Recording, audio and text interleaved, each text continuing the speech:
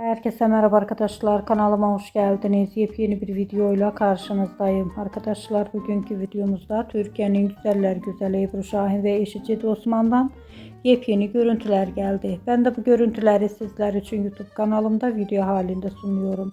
Umarım beğenirsiniz. Arkadaşlar, videomu beğendiyseniz kanalımı izlemeyi ve bildirim butonuna basmayı unutmayın. Şimdilik benden bu kadar olsun. Yeni videomuzda görüşmek üzere. Hoşça kalın.